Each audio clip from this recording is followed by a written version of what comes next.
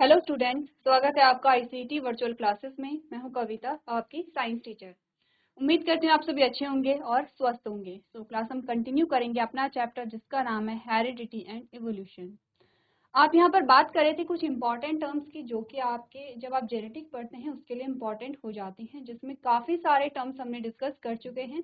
Last के तो जो एक दो हमारे पास टर्म बचते हैं उन्हें एक बार देख लेते हैं क्या क्या मतलब होता है उनका। उसके बाद हम अपना जो चैप्टर है वो यहाँ पर स्टार्ट करेंगे।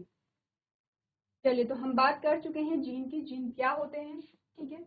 नेक्स्ट हमने बात की है एलील्स की, कि एलील्स और जीन में क्या डिफरेंसेस बहुत इंपॉर्टेंट है, ठीक है। बहुत बार आपसे पूछा जाता है कि जीन्स और एलील में क्या डिफरेंस है।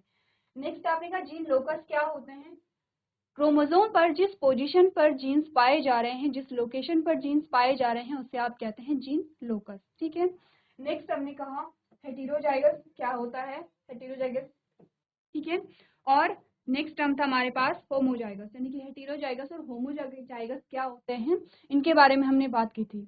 एक बार फिर से देख लेते हैं क्या क्या अर्थ होता है इन शब्दों का। सबसे पहले हमने कहा जीन क्या होता है। जीन आपने कहा पीस ऑफ डीएनए, डीएनए का वह पार्ट, वह पीस जो कि किसी कैरेक्टर के लिए उत्तरदायी है, किसी गुण के लिए क्या है उत्तरदायी है, उसे आप कहते हैं जीन, ठीक है, हो गया जीन। फिर आपने कहा एलील, एलील किसे कहेंगे, जो जीन्स है उसकी जो अलग अलग फॉर्म है या अलग अलग रूप है उसे आप कहते हैं जीन। इसी के साथ हमने कैरेक्टर और ट्रेट भी यहाँ पर डिस्कस किया था। आपने कहा कोई कैरेक्टर है प्लांट हाइट और उसके जो यहाँ पर ट्रेट हैं वो हैं इस प्रकार से, ये क्या है ट्रेट है, ठीक है, टॉल और ड्वार्फ, ये इसके दो क्या है अलग अलग ट्रेट हैं। अब हमने कहा कि यहाँ पर आपको जीन्स की अलग अलग फॉर्म दिखाई देती है, जैसे कि कैपिटल टी स्मॉल टी या फिर कैपिटल टी स्मॉल टी, ठीक है। आपको तीन प्रकार के यहाँ पर दिखाई दे रहे हैं। अब आपने कहा कि ये तीनों क्या है अलग अलग जीन नहीं है। अगर आप कहेंगे कि ये जो जीन्स हैं क्या ये तीन प्रकार के हमारे पास जीन्स के पेयर आते हैं, आपने कहा नहीं, जीन्स के पेयर आपके पास एक ही प्रकार का आएगा। अब आपने कहा कि ये जो जीन है इसमें कोई चेंजेस आए तो ये इस प्रकार से आपके पास आया, इसमें कोई चेंजेस आए तो ये इस प्रकार से आपके पास आया, ठीक है। तो एक ही जीन पेयर है जिसमें आप देख रहे हैं कि जो जीन्स हैं, जीन्स के जो पेयर हैं उनमें चेंजेस आ रहे हैं और आपको अलग अलग प्रकार के यहाँ पे जीन्स के फॉर्म दिखाई दे रहे हैं, जिसे आपने एलील कहा था। ये सारे क्या, अगर आप बात करेंगे ये और ये आपने कहा ये जीन के एलील है, आपने कहा कि ये हो गया, ये हो गया या ये हो गया, ये भी क्या है जीन्स के आपके पास एलील आते हैं, ठीक है। नेक्स्ट हमने बात की थी जीन लोकस की। जीन लोकस क्या होगा, आपने कहा आपके पास है क्रोमोसोम, प्रकार से ये एक क्रोमोसोम है। अब जैसे जीन पेयर में होते हैं वैसे ही आपने क्या कहा क्रोमोसोम भी यहाँ पे पेयर में होते हैं। अब आपने कहा फॉर एग्जांपल जो यहाँ पे हाइट का जीन है वो यहाँ पर है, तो ये वाली जो पोजीशन जो मैं आपको इस प्रकार से दिखा रही हूँ इसे आप क्या कहेंगे, जीन लोकस कहेंगे। इतनी बात क्लियर है। अब बात आती है होमोजाइगस और हेटेरोजाइगस की। आपने कहा कि जीन पेयर या जो जीन के जो एलील होते हैं, ठीक है, जो जीन के एलील हैं अगर दोनों एलील सेम ट्रेट के लिए रिस्पॉन्सिबल है तो आप कहेंगे होमोजाइगस, यानी कि आपने कहा कैपिटल टी या स्मॉल टी की अगर आप बात करेंगे, आपने इन दोनों में क्या देखा, ये दोनों एलील हैं, ठीक है, दोनों एलील हैं, कैरेक्टर एक है, ट्रेट अलग अलग हैं। इतनी आप बात ध्यान रखिए, हम काफी बार ये एक ही बात यहाँ पर डिस्कस कर चुके हैं। आपने कहा ये होगा ड्वार्फ, क्या यानी कि ये ड्वार्फनेस के लिए रिस्पॉन्सिबल होगा, ठीक है, और ये यहाँ पर टॉलनेस के लिए रिस्पॉन्सिबल होगा, ठीक है। दो अलग अलग ट्रेट आपके पास आ गए हैं। अब आपने कहा कि अगर आप बात करें इसकी टॉल प्लांट की, अगर आप बात करें इसके दो एलील आपके पास आ गए हैं, ठीक है, दो एलील आ गए हैं। आपने कहा इसकी बात करें तो ये भी टॉलनेस के लिए उत्तरदायी है और इसकी बात करें तो ये भी टॉलनेस के लिए उत्तरदायी है। दोनों ही क्या कर रहे हैं, लंबी हाइट को प्रोड्यूस कर रहे हैं। ट्रेट यहाँ पर सेम होगा। कैरेक्टर और ट्रेट में डिफरेंस हमने कल भी डिस्कस किया था, आपको ये क्लियर होना चाहिए कैरेक्टर क्या होंगे और ट्रेट क्या होंगे, ठीक है। हमने कहा दोनों का कैरेक्टर एक ही है, चाहे आप इसकी बात करें या इसकी बात करें, कैरेक्टर तो एक ही है, हाइट है। ट्रेट आपके पास क्या है, या तो हाइट लंबी है या तो छोटी है या बॉनी जिसे आप कहते हैं। आपने कहा जो दोनों यहाँ पे एलील हैं वो एक ही ट्रेट को कोड कर रहे हैं। आपने कहा इस प्रकार के जो आपके पास जीन पेयर आया इसे आपने कहा होमोजाइगस, ठीक है। होमो का मतलब होता है सेम, जाइगस का मतलब होता है पेयर, यानी कि सेम पेयर, एक ही जैसा जोड़ा जो एक ही प्रकार के ट्रेट के लिए रिस्पॉन्सिबल है। सेम बात आप इस पे अप्लाई करेंगे। आपने कहा ये भी डॉर्फनेस के लिए रिस्पॉन्सिबल है और ये भी डॉर्फनेस के लिए रिस्पॉन्सिबल है, तो इसे भी आप क्या कहेंगे, होमोजाइगस कहेंगे, ठीक है। अब हमारे पास एक एग्जाम्पल आता है कैपिटल टी स्मॉल टी, जिसमें आपने कहा कि ये तो क्या है, यहाँ पर टॉलनेस के लिए रिस्पॉन्सिबल है। आपने बोला ये तो टॉलनेस के लिए रिस्पॉन्सिबल है, कैपिटल टी टॉलनेस के लिए रिस्पॉन्सिबल है, लेकिन स्मॉल टी क्या है, ड्वार्फनेस के लिए रिस्पॉन्सिबल है। आपने कहा कि ये क्या होगा, जो दोनों आपके पास जीन पेयर आए हैं ये वाले, आपने कहा ये तो टॉलनेस के लिए रिस्पॉन्सिबल है, ये ड्वार्फनेस के लिए रिस्पॉन्सिबल है, ठीक है। अब दोनों क्या कर रहे हैं, अलग अलग ट्रेट के लिए रिस्पॉन्सिबल हैं। ये जो आपके पास दोनों एलील हैं, एक एलील ये आया और एक एलील ये आया, दोनों एलील अलग अलग ट्रेट के लिए रिस्पॉन्सिबल हैं, तो आपने कहा ये क्या होंगे, हेटेरो जाइगस होंगे, ठीक है। हेटेरो का मतलब क्या होता है, डिफरेंट। जाइगस का मतलब क्या होता है, जोड़ा, वो पेयर जो अलग अलग ट्रेट के लिए रिस्पॉन्सिबल होते हैं उसे आप कहते हैं हेटेरोजाइगस। इतनी बात क्लियर है। ये हमने कहा, ये हमने यहाँ पे डिस्कस कर लिया था। अब हमारे पास जो और टर्म्स आते हैं, that is dominant and recessive, ठीक है। क्या होता है डोमिनेंट एंड रेसेसिव, कल हमने यहाँ पर देखा था। हमने कहा था कि आपने प्लांट हाइट को लिया है, प्लांट हाइट को आपने क्या लिया है, एग्जाम्पल में लिया है। आपने कहा एक लंबा पौधा था और एक बौना पौधा था, उसका जब आपने क्रॉस कराया तो आपके पास F1 जनरेशन आई। मैंने प्रीवियस लेक्चर में आपको दिखाया था, क्रॉस कराने का मतलब क्या है, पॉलिनेशन हो रही है, ठीक है। क्या हुआ यहाँ पर, इन दोनों के बीच में पॉलिनेशन हुई, ठीक है। पॉलिनेशन के बाद क्या होगा, यानी कि परागण के बाद क्या होगा, परागण के बाद होगा निषेचन, ठीक है। अब पॉलिनेशन किस प्रकार का हो रहा है, ऐसी कंडीशन वहां पर क्रिएट की जाती है कि सिर्फ इन दो पौधों के बीच में ही क्या हो, यहाँ पर क्रॉस हो, ठीक है। इतनी बात क्लियर है। लिख लेते हैं, ये आपके पास कैसा पौधा है, लंबा पौधा है।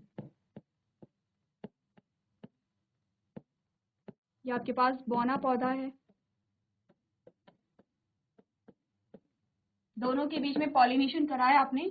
जानते हैं पॉलिनेशन क्या होता है, डिस्कस किया था। हमने कहा था जो पॉलिन ग्रेन होते हैं वो एंथर से फूल के स्टिग्मा में पहुंचने की जो प्रोसेस होती है उसे आप पॉलिनेशन या परागण की प्रक्रिया कहते हैं। पॉलिनेशन हुआ, फर्टिलाइजेशन हुई, ठीक है। क्या होगा, अब सीड का फॉर्मेशन होगा, बीज का निर्माण होगा।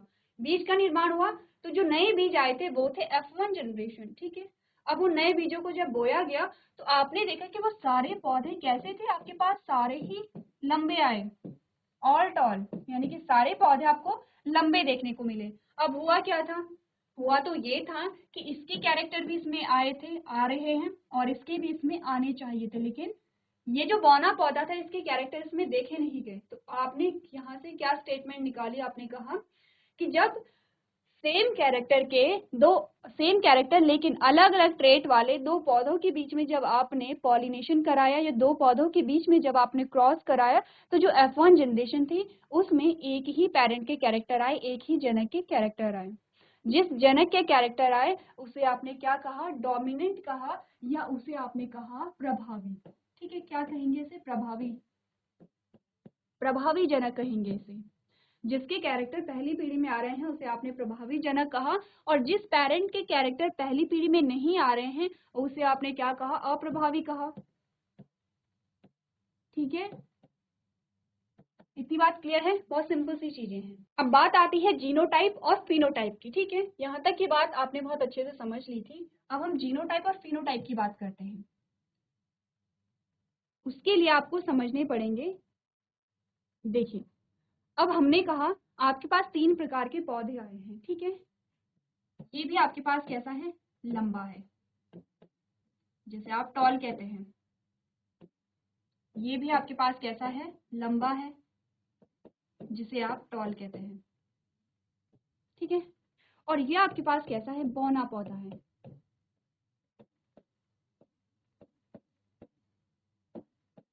जिसे आप क्या कहते हैं, ड्वार्फ कहते हैं, ठीक है। तीन चीजें हैं आपके पास।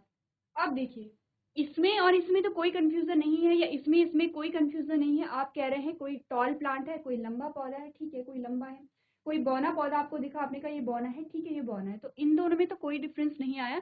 डिफरेंस किन में आया, जब आपने कहा कि दो अलग अलग प्रकार के, आपने कहा इस प्रकार से हमने जब एलील को देखा तो हमारे पास टॉल प्लांट आया, और इस प्रकार से जब हमने एलील को देखा तो तब भी हमारे पास टॉल प्लांट आए। तो दोनों में डिफरेंस क्या होगा, दोनों में कोई तो डिफरेंस होना चाहिए, ठीक है। अगर कोई डिफरेंस है ही नहीं तो ये डिफरेंस क्यों आया यहाँ पर, आपने कहा देखिए, एक होता है फिजिकल अपीयरेंस के बेसिस पे, एक होता है कि जैसे आपको दिखाई दे रहा है आपने उस प्रकार से देखा। ठीक है, जैसे कि अगर हम ह्यूमंस की बात करें, मनुष्य की बात करें, तो हम क्या कहते हैं कि वो दिखने में टफ दिखता है या फिर वो दिखने में बहुत खड़ूस लगता है, लेकिन जब आप बात करेंगे तो वो अच्छा है। ठीक है, ऐसा ही कुछ यहाँ पर होता है। आपने कहा जब आपने देखा तो आपको दोनों पौधे कैसे दिखे, लंबे दिखे, लेकिन जब आपने उनके जेनेटिक लेवल पे देखा तो आपने क्या कहा, आपने कहा ये टॉल है, लेकिन कैसा टॉल है, प्योर टॉल है। कैसा टॉल है, प्योर। प्योर का मतलब क्या होता है, शुद्ध रूप से लंबा है। शुद्ध रूप से लंबे का मतलब क्या होता है, जो होमोजाइगस होगा वो हमेशा प्योर होता है। होमोजाइगस आपने अभी डिस्कस किया था, आपने कहा था दोनों जो एलील हैं वो सेम ट्रेट के लिए रिस्पॉन्सिबल है। क्या है यहाँ पर, क्या आपने कहा कि प्योर टॉल यहाँ पर आ जाता है, तो आपने कहा ये है प्योर टॉल। ठीक है, इतनी बात क्लियर है।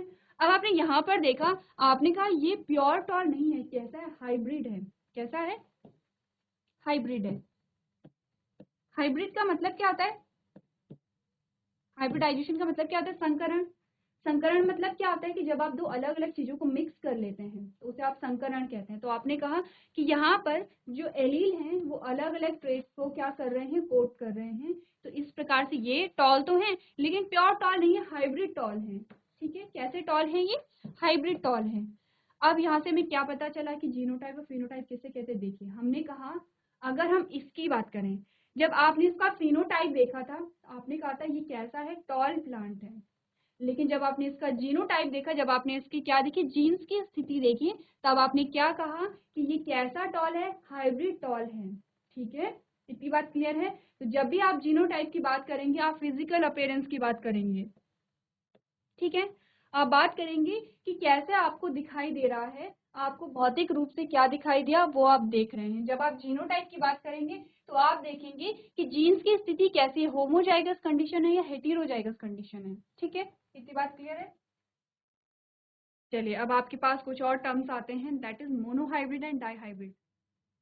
अब अगर मोनोहाइब्रिड और डाईहाइब्रिड अगर आप देखें, आपने कहा मोनो का मतलब क्या होता है, वन। हाइब्रिड का मतलब आपने क्या कहा अभी, हाइब्रिड का मतलब होता है संकरण।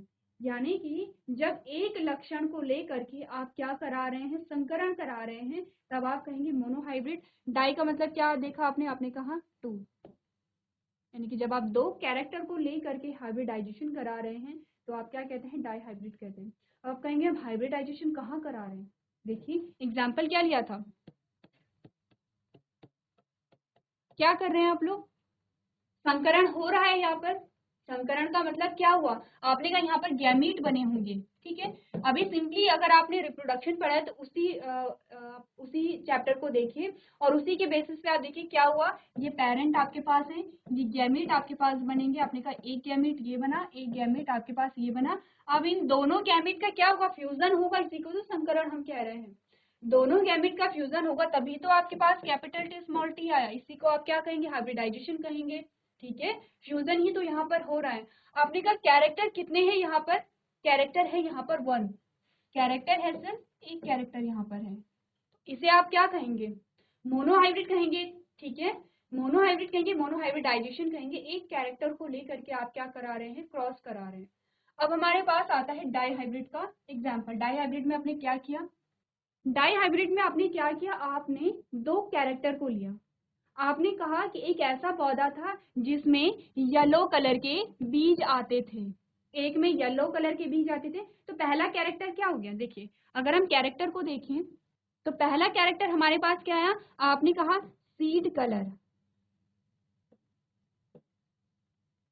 ठीक है, पहला कैरेक्टर हमारे पास सीड कलर आ गया है। आपने कहा एक पौधे में जो बीजों का कलर था वो येलो था और दूसरे पौधे में जो बीजों का कलर था वो कैसा था, ग्रीन था। अब आप ये समझते, आपने कहा जब आपने लंबे पौधे को कैपिटल टी से दिखाया था तो आपने बौने पौधे को स्मॉल टी से दिखाया था। ठीक है, ड्वार्फ को आपने डी से नहीं दिखाया था। वैसे ही आपने क्या कहा कि जो येलो है इसका मतलब क्या है, जो डोमिनेंट है उसे आप कैपिटल से, जो कैपिटल लेटर है उसे शो करा रहे हैं, जो रेसेसिव है उसे आप स्मॉल लेटर से शो कर रहे हैं। एक ये भी तरीका है जानने का कौन यहाँ पे डोमिनेंट है कौन रेसेसिव है। आपने कहा सीड, जो सीड का कलर था वो कैसा था, येलो, यहाँ पर कैसा था, ग्रीन था। ठीक है, ये तो हुआ एक कैरेक्टर। अब हमारे पास दूसरा और कैरेक्टर आता है। आपने कहा जो दूसरा कैरेक्टर था, जो कैरेक्टर, ये तो कैरेक्टर नंबर 1 है। जो दूसरा कैरेक्टर था उसमें आपने कहा सीड का जो शेप होता है, ठीक है, सीड का जो शेप होता है, आपने कहा एक तो थे राउंड, कैपिटल आर, ठीक है, और आपने कहा कि दूसरे पौधे में कैसे थे, रिंकल थे। रिंकल का मतलब आप समझते हैं, जो संकुचित होते हैं, जो, ठीक है, जो पिचके हुए होते हैं, एक डेफिनेट शेप नहीं आते इस प्रकार के संकुचित हैं। तो और यहाँ पे क्या है, राउंड है, ठीक है। यहाँ पर आपने कहा कि ग्रीन है और यहाँ पर आपने कहा येलो है, येलो है और कैसे हैं, राउंड है। आपने कहा ग्रीन है, शेप कैसी है इनकी, ग्रीन, कलर कैसा है इनका, ग्रीन है, और शेप कैसी है, आपने कहा रिंकल्ड है। अब देखिए, अगर मैं आपसे कहूँ कि यहाँ पर कैरेक्टर कितने आए आपके पास, 2 कैरेक्टर आपके पास आ गए हैं। एक तो आपने देखा कलर, दूसरा आपने देखा शेप कैसी है, दूसरा आपको क्या दिखाई दे रही है कि शेप कैसी है, ठीक है। शेप यहाँ पर भी आपको दिखाई दे रही है, राउंड है, ठीक है। कलर आपको भी यहाँ पर भी दिखाई दे रही है कि कलर यहाँ पे क्या है, ग्रीन है। 2 कैरेक्टर हो गए हैं यहाँ पर, ठीक है। ट्रेड कितने होंगे, ट्रेड तो यहाँ पर आपके पास 4 आएंगे। सीट के कलर आपके पास क्या आ गए हैं, आपने कहा येलो है, ग्रीन है, ठीक है। 2 ट्रेड आ गए हैं। सीट का शेप अगर आप देखेंगे, आपने कहा राउंड है और रिंकल है, ठीक है। तो कैरेक्टर आपके पास आए हैं 2, ट्रेट आपके पास आए हैं 4। इस प्रकार के क्रॉस को, ये जो क्रॉस हो रहा है, इसे आप क्या कहेंगे, आपने कहा डाइहाइब्रिड क्रॉस कहेंगे, क्योंकि 2 कैरेक्टर को लेकर के आप हाइब्रिडाइजेशन करा रहे हैं। तो यहाँ पर हमने कुछ इंपॉर्टेंट टर्म्स को डिस्कस किए, एक बार देखिए, पढ़िए कौन कौन से टर्म्स हैं। जो आपको टर्म समझ में नहीं आ रहे हैं, एक बार फिर से अपने नोट्स को खोलिए, नोट्स को देखिए आपने क्या डेफिनेशन लिखी है, और उस प्रकार से आप क्या करेंगे, रिवाइज करते चले जाएंगे। इसके बाद हम क्या करेंगे, अब अपना जो चैप्टर है उसे हम यहाँ पर स्टार्ट करेंगे।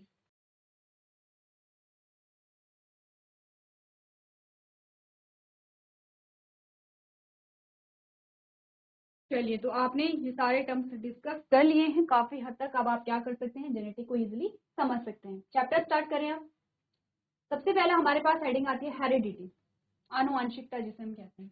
आपने सुना होगा, जैसे कि आप ज्यादातर ये जो वर्ड सुनते हैं, आप कहते हैं कि ये जेनेटिक बीमारी है, आनुवंशिक बीमारी है, आपने सुना होगा, ठीक है, ऐसा होता है। इसका मतलब क्या, आनुवंशिकता क्या होती है, आनुवंशिकता यानी कि हेरिडिटी, वो चीज जो कि हमें किसमें मिली है, अपने जो पीढ़ियां हैं हमारी, अपनी विरासत में हमें मिलती है, यानी कि अपने जो हमारे पूर्वज होते हैं उनसे हमें मिलती है। आपने कहा हेरिडिटी ऑल्सो कॉल्ड इनहेरिटेंस, ठीक है। हेरिडिटी को आप इनहेरिटेंस भी कहते हैं या बायोलॉजिकल इनहेरिटेंस भी कहते हैं। Is the passing of trait from parents to their offspring either through a asexual reproduction or sexual reproduction, ठीक है। आपने कहा कि आप क्या कहते हैं, हेरिडिटी को आप इनहेरिटेंस भी कहते हैं, दोनों में बहुत माइन्यूट सा डिफरेंस होता है। तो आपने कहा जो इनहेरिटेंस है, ठीक है, जो इनहेरिटेंस है उसमें होता क्या है कि जो कैरेक्टर होते हैं, जो गुण धर्म होते हैं, या फिर आप कहिए जो जेनेटिक मटेरियल होता है, जो आनुवांशिक पदार्थ होता है, वो एक पीढ़ी से दूसरी पीढ़ी में ट्रांसफर हो रहा है। या तो वो लैंगिक जनन के द्वारा होगा या अलैंगिक जनन के द्वारा होगा, दोनों ही प्रकार के देखें। ऐसा नहीं है कि जब यहाँ पर लैंगिक जनन आप पढ़ेंगे तभी यहाँ पर जो जेनेटिक मटेरियल है वो पास होता है। दोनों केसेस में क्या होगा, जेनेटिक मटेरियल पास होगा। दोनों में डिफरेंस क्या होगा, आप सोचिए, इसके बाद हम डिस्कस करेंगे। तो आगे देख लेते हैं, हमने क्या पढ़ा। हमने कहा आनुवांशिकता, जिसे वंशानुक्रम या जैविक वंशानुक्रम भी कहा जाता है। इसमें क्या होता है, माता पिता से उनकी संतानों में लक्षणों का स्थानांतरण है, या तो अलैंगिक प्रजनन या फिर लैंगिक प्रजनन के प्रजनन से संतान कोशिकाएं या जीव अपने माता पिता की आनुवांशिक जानकारी प्राप्त करते हैं। The offspring cells or organism acquire a genetic information of their parents. Through heredity, variations between the individuals can accumulate and cause a species to evolve by the natural selection, यानी कि आनुवांशिकता के माध्यम से व्यक्तियों के बीच विभिन्नताएं जमा हो सकती हैं और प्राकृतिक चयन द्वारा प्रजातियों को विकसित करने का कारण बनती हैं। अब देखिए, आपको इस स्लाइड में पढ़ना क्या है। सबसे पहले समझिए हेरिडिटी क्या है। हेरिडिटी सिंपल सी बात है, एक ऐसी प्रोसेस आप कहिए जिसमें जो जेनेटिक मटेरियल है वो एक जनरेशन से दूसरी जनरेशन में पास हो रहा है। क्योंकि आपके जेनेटिक मटेरियल में, जो आपका जेनेटिक मटेरियल है, उसमें सारी इंफॉर्मेशन होती है आपके बॉडी की, ठीक है।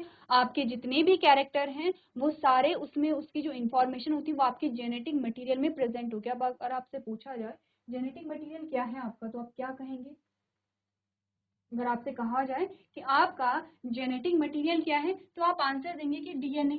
मोस्टली जो जीव होते हैं उनमें जेनेटिक मटेरियल डीएनए होता है। कुछ ऐसे वायरस होते हैं कि जिनमें क्या होता है, जेनेटिक मटेरियल क्या हो सकता है, आरएनए हो सकता है। ठीक है, इतनी बात क्लियर है। अब अगर आपसे पूछा जाए कि डीएनए किन किन चीजों से मिलकर बना है, हमने प्रीवियस लेक्चर में ये डिस्कस किया था कि डीएनए किन किन चीजों से मिलकर के बना होता है। ठीक है, वो आपको यहाँ पर ध्यान देना है। अब मैंने कहा था कि यहाँ पर जो इनहेरिटेंस हो रही है, आप आनुवंशिकता को पढ़ रहे हैं, आपने कहा इनहेरिटेंस में आप इसे कहते हैं। इनहेरिटेंस जो हो रही है वो दोनों माध्यम से हो रही है। किसमें? आपने कहा लैंगिक जनन में भी और अलैंगिक जनन में भी।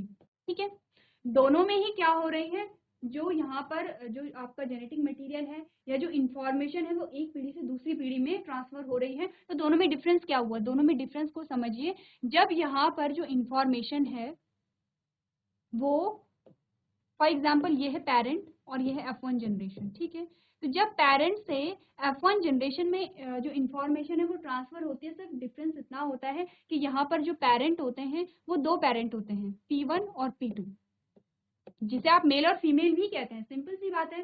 ठीक है, इसे आप मेल और फीमेल भी कहिए या पेरेंट 1 और पेरेंट 2 भी कहिए। अगर हम मेल और फीमेल लिखें तो ज्यादा बेटर है। ठीक है, आपने कहा कि यहाँ पर जो पेरेंट होंगे वो मेल और फीमेल होंगे। ठीक है, जो आपके पास F1 जनरेशन आ गई है।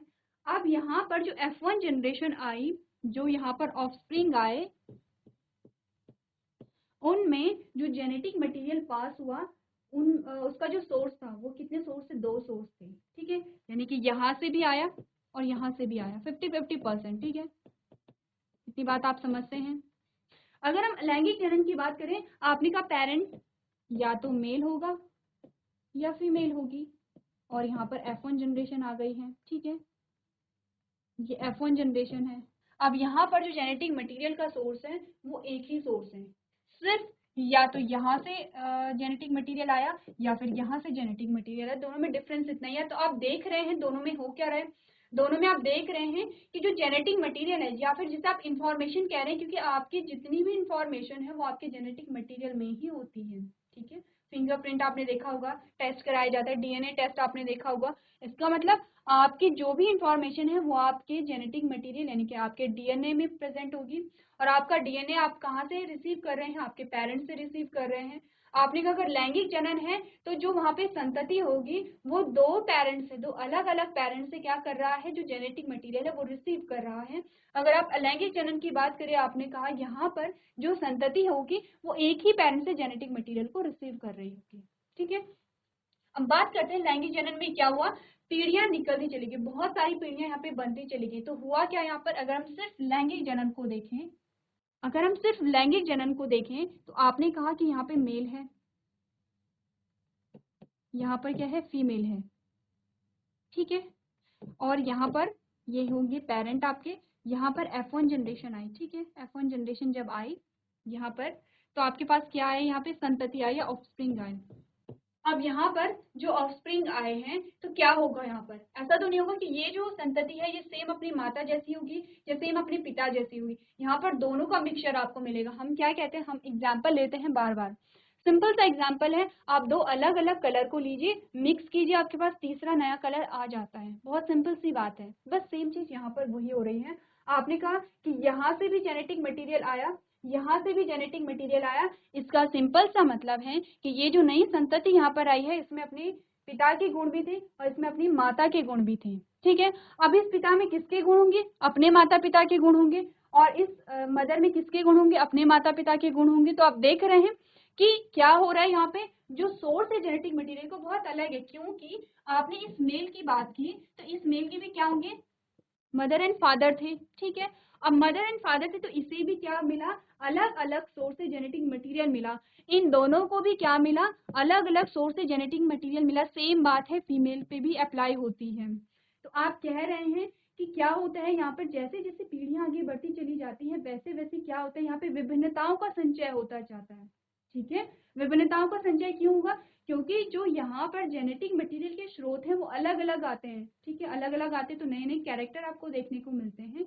तो आपने कहा कि जब यहाँ पर लैंगिक जनन की प्रक्रिया होती है, लैंगिक प्रजनन में आप देखते हैं कि जो जेनेटिक मटेरियल का सोर्स होता है वो अलग अलग आपके पास आता है, क्योंकि वो सिर्फ आपके माता पिता से नहीं आ रहा है, वो जो आगे की जो पीढ़ियां हैं आपकी, वहां से वो अलग अलग सोर्स मिलते चले जा रहे हैं।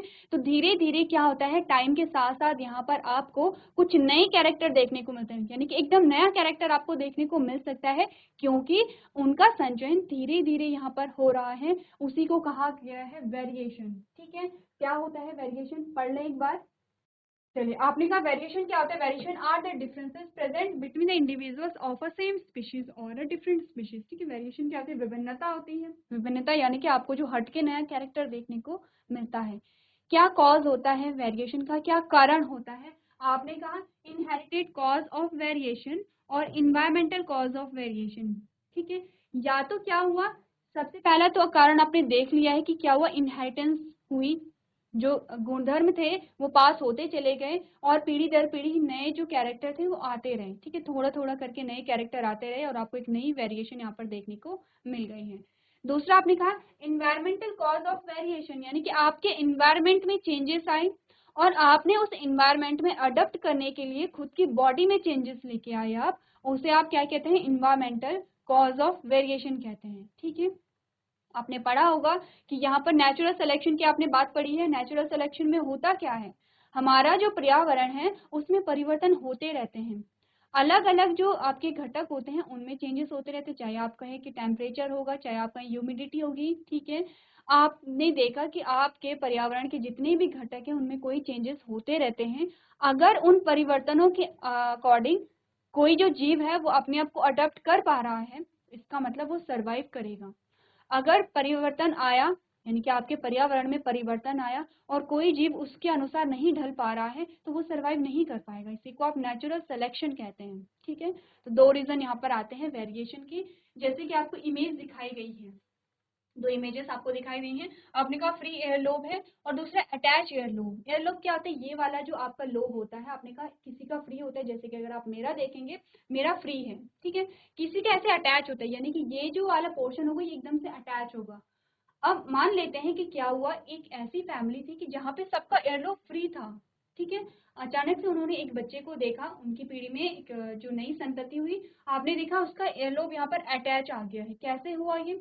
हो सकता है कि उसकी पीढ़ी में किसी का जो एयरलोब है वो हल्का सा अटैच रहा हो और धीरे धीरे करके क्या हुआ, उसका यहाँ पर अटैच एयरलोब देखने को मिल गया हो। या इसके अपोजिट भी हो सकता है कि पूरी पीढ़ी में सबके जो एयरलोब थे वो अटैच थे और बहुत पीढ़ियों बाद देखा गया कि एक बच्चे का जो एयरलोब था वो फ्री था। यहाँ पर इसे क्या कहते हैं? वेरिएशन कहते हैं। विभिन्नता आ गई है यहाँ पर। ठीक है, इतनी बात क्लियर है? तो चलिए, वेरिएशन की जो डेफिनेशन है उसे आप नोट कीजिए।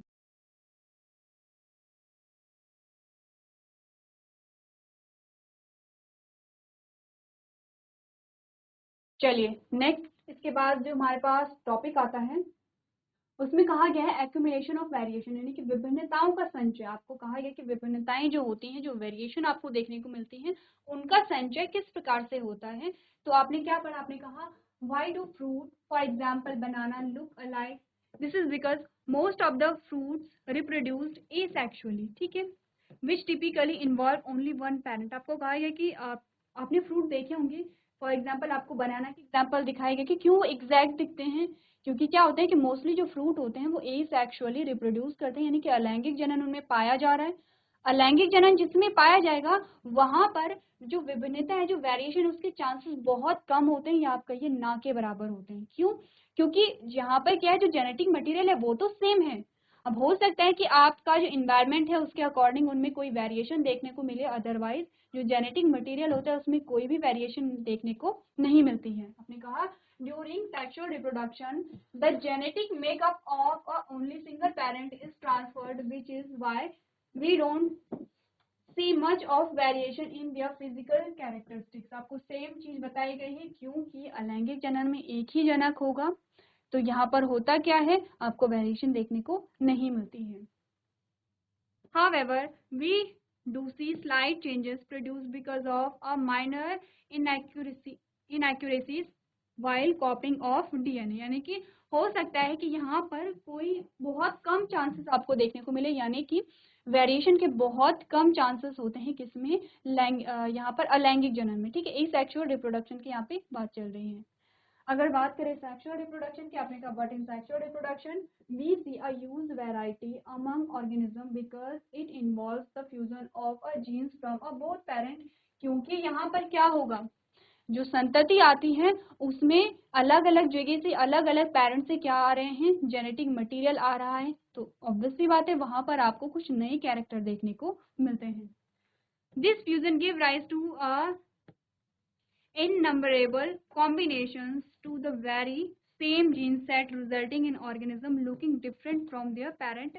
इसी यही तो रीजन है, हमने क्या वो बात की थी, हमने कहा था कि जो पेरेंट हैं और जो उनकी संतति है वो एक जैसे क्यों नहीं दिख रहे हैं, क्योंकि अलग अलग जो जेनेटिक मटेरियल है वो संतति में जा रहा है, तो वो एग्जैक्ट अपने माता या अपने पिता की कॉपी नहीं हो सकते हैं, दोनों के कैरेक्टर यहाँ पर आ रहे हैं, ठीक है। नेक्स्ट हमने बात की the variation that is accumulated is passed on over the years which result in noticeable changes। अब होता क्या है, पीढ़ी दर पीढ़ी क्या हुआ, यही different source of genetic material, यानी कि जेनेटिक मटेरियल का अलग अलग स्रोत जो यहाँ पे संतति है उन्हें मिलता रहा तो धीरे धीरे करके जो चेंजेस हैं वो क्या, उनका संचयन वहाँ पे होने लगा, उनका जो एक्यूमुलेशन है वो वहाँ पर होने लगा, which result in noticeable changes.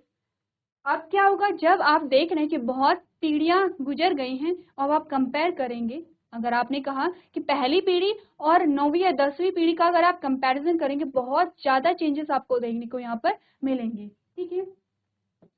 The past few generations, the basis for evolutionary processes, however, depend on the selection of variants by environmental factors। Same वही बात की गई है कि यहाँ पर क्या होता है, जो कैरेक्टर है उनका सिलेक्शन होता है आपके इन्वायरमेंट के द्वारा, ठीक है। जो सरवाइव कर पाएगा वही क्या होगा, यहाँ पर वही सेलेक्ट होगा नेचर के द्वारा, जो सरवाइव नहीं कर पाएगा वो नेचर के द्वारा सेलेक्ट नहीं हो पाता है। तो समझ रहे हैं आप क्या किसे कहते हैं, विभिन्नताओं का संचय। चलिए, तो आप जो इम्पोर्टेंट जो चीजें हैं उसे आप अपनी कॉपी में नोट करिए।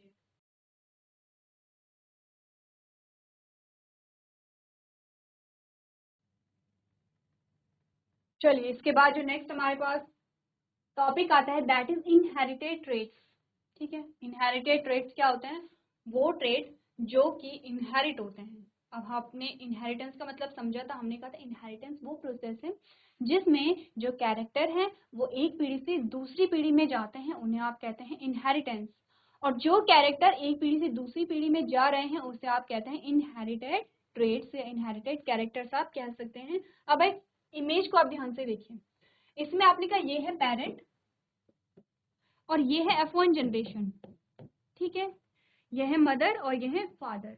अब आप ध्यान से देखिए, यहाँ पर इनके कैरेक्टर को देखिए, आप यहाँ पर सबसे पहले फोकस कीजिए किस पर, बाल पर, बालों के कलर पर, यानी कि हेयर कलर पे आप फोकस कीजिए, और आप आई के कलर पर फोकस कीजिए, ठीक है। मदर के आपने देखे कि येलो कलर के हेयर हैं, ठीक है, येलो कलर के हैं और स्ट्रेट आपको दिखाई दे रहे हैं। अगर आप फादर के बालों को देखेंगे तो आपने कहा कि जो फादर के बाल हैं वो ऑरेंज कलर के आपको दिखाई दे रहे हैं, और कैसे हैं, कर्ल हैं, कर्ल हेयर हैं, और कैसे आपको दिखाई दे रहे हैं, ऑरेंज कलर के दिखाई दे रहे हैं। वहीं आपने आई कलर आपको दिखा रखा कि जो मदर की आई का कलर है वो है ब्लू आईज, और जो फादर की आई का कलर है वो है ब्राउन आईज। अब देखिए यहाँ पर नए कॉम्बिनेशन कैसे मिलते हैं और आपको नई चीजें कैसे, वेरिएशन आपको देखने को कैसे मिल रही है अगर आप इसी स्केल पर देखें। आपने कहा यहाँ पर आपको 3 चाइल्ड दिखाई दे रहे हैं, ये है सन, ये भी है सन, और ये है डॉटर, ठीक है। अगर आप पहले बच्चे को देखते हैं तो उसमें आपने कहा कि इसके बालों का जो कलर है वो कैसा होगा, डार्क ऑरेंज यहाँ पर हो गया, ठीक है, यहाँ पर डार्क ऑरेंज हो गया है, और बाल कैसे यहाँ पे है, ना तो पूरी तरीके से कर्ल है ना पूरी तरीके से स्ट्रेट है, कह सकते हैं कि काइंड ऑफ कर्ल हमें दिखाई दे रहे हैं, ठीक है। आईज कैसी है, ब्लू आईज है, तो आपने कहा कि आंखों का जो कलर है वो तो मदर से आया है, ठीक है। बालों का जो कलर है वो तो फादर से आया है, लेकिन बाल का जो आप कह सकते टाइप कह सकते हैं, बालों का जो टाइप है यानी कि स्ट्रेट है या कर्ल है वो भी कहाँ से आया है, फादर से आया है, ठीक है, हो गया। अभी तक आपको सिर्फ एक ही कॉम्बिनेशन मिला था, येलो स्ट्रेट है, ऑरेंज कर्ल है। यहाँ पर आपने क्या देखा, आपने कहा ऑरेंज कर्ल हेयर यहाँ पे आपको दिखाई दे रहे हैं, और आई कैसी है, ब्लू आईज यहाँ पर आ गई हैं, जबकि यहाँ पर ब्लू आईज नहीं थी। हो गया। दूसरे बच्चे को देखते हैं, आपने कहा बालों का कलर कैसा है, येलो है, जो मदर से आया है, ठीक है, और बाल कैसे हैं, स्ट्रेट हैं, लेकिन आईज का जो यहाँ पे कलर आया है वो फादर से आया है। अब यहाँ पर देखिए, जो डॉटर है इसे आप नोटिस कीजिए, इसमें कौन सा कैरेक्टर कहाँ से आया है, ये आपको मुझे बताना है। ये आपका होमवर्क, ठीक है। ये दोनों बच्चों को आपने देखा कि कुछ कैरेक्टर मदर से आए हैं, कुछ फादर से आए हैं, लेकिन आप नोटिसेबल चेंजेस अगर देखेंगे तो वो देखेंगे आप, जो आपके पास डॉटर आई है, जो यहाँ पर लड़की है, उसमें आपको कुछ नई चीजें, चेंजेस यहाँ पर देखने को मिलेंगे, जो कि आप मुझे बताएंगे। तो आपको करना क्या है, ध्यान से देखिए इस इमेज को, जो भी चेंजेस आपको दिखाई दे रहे हैं वो अपनी कॉपी में नोट डाउन कीजिए, जिसे आप नेक्स्ट लेक्चर में मुझे बताएंगे। तो आज के सेशन में हम इतना ही करेंगे। अभी तक क्लास में बने रहने के लिए आपका धन्यवाद।